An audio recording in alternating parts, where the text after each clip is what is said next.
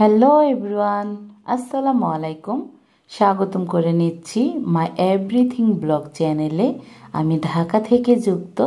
আশা করছি সবাই ভালো আছেন। আলহামদুলিল্লাহ আমিও ভালো আছি। তো আজ ভিডিওটা শুরু করলাম বাজার থেকে। সবসময় তো বাজার করে চলে যাই, তো ভাবলাম আজকে একটু বাজার থেকে ভিডিওটা শুরু করি। তো মাছ কিনতে আসলাম। তো এই যে দেখুন মাছ নিয়ে আসছি, এই মাছটাই নিয়ে আসছি, একদম তাজা ছিল। কিন্তু কথা হচ্ছে গিয়ে এই মাছটা আমি কখনো ঘরে নিয়ে আসি নাই, মানে খাই নাই। যেহেতু ঘরে নিয়ে আসি নাই তার মানে খাই নাই। তো মাছটা নিয়ে আসলাম। মাছটা হচ্ছে সিলভার কাপ মাছ। সিলভার কাপ মাছ নিয়ে আসলাম, এনে এই যে রান্না শুরু করে দিলাম, ভেজে নিচ্ছি। কথা হচ্ছে গিয়ে এই মাছটা নিয়ে তো আসছি, ভালো কথা। মাছটা ঘরে খাবে কিনা কেউ সেটা আমি জানি না। তো রান্না করতেছি। আর রান্না করতে করতে আমার প্রিয় আপুদের ভাইয়াদের আমি একটি কথা মনে করিয়ে দিচ্ছি যে আমার ভিডিওতে খুব কম হয় লাইক এবং ভিউজ, খুবই কম হয়। আপনারা আমাকে ভালোবাসেন না, আমি বুঝতে পারছি। কিন্তু দেখুন কি করব বলেন, তারপরও আমি জোর করে আপনাদের ভালোবাসাবো। আমার এই ভিডিওর কোনো অংশ, কোনো জায়গা যদি আপনাদের ভালো লেগে থাকে তাহলে একটি লাইক করে দিবেন। পরবর্তী ভিডিওর নোটিফিকেশন পাওয়ার জন্য একটি সাবস্ক্রাইব করে দিবেন। ধন্যবাদ সবাইকে।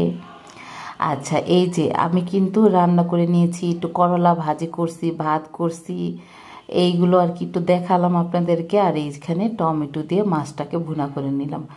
আমাকে একজনে বলল যে এই মাছ নাকি, সিলভার কাপ মাছ নাকি সবজি দিয়ে রান্না করলে মজা লাগবে না, একটু ভুনা ভুনা টমেটো দিয়ে করলে ভালো লাগবে খেতে। তো সেটা মনে করে আর কি টমেটো দিয়ে ভুনা করলাম, ধনেপাতাও দিয়ে দিলাম। এখন সত্যি বলতে মাছটা একদম মজা লাগে নাই। এই সিলভার কাপ মাছ একদম মজা একটা মাছ।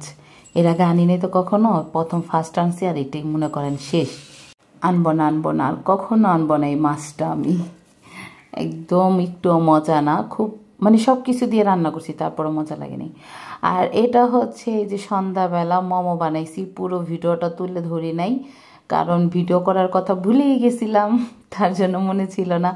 রান্না করে মানে মোমো বানায় খায়া ফেলতেছি, তখন গিয়ে মনে হয়েছে ভিডিওর কথা। তো এই যে আসল কথা কি, শীত পড়ছে তো মানে মনে থাকে না কিছু, খালি শুই খাই, এই অবস্থা, খাওয়া শোয়া। তো যাই হোক, খুব ভালো লাগে কিন্তু মোমো খেতে আমরা সবাই পছন্দ করি, মানে আমাদের ঘরের সবাই আমরা পছন্দ করি। আপনারা কে কে পছন্দ করে কমেন্ট করে জানাবেন আমাকে, কে কে পছন্দ করেন।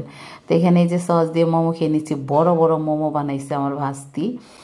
ও একদম মানে ছোট ছোট বানাইতে পারে না, বড় বড় বানায়, যে 3টা খেলে তো পুরো এই পেট ভরে যায়, এই অবস্থা। আচ্ছা, শীতকালে কিন্তু নানান রকমের নাস্তা খেতে খুবই ভালো লাগে।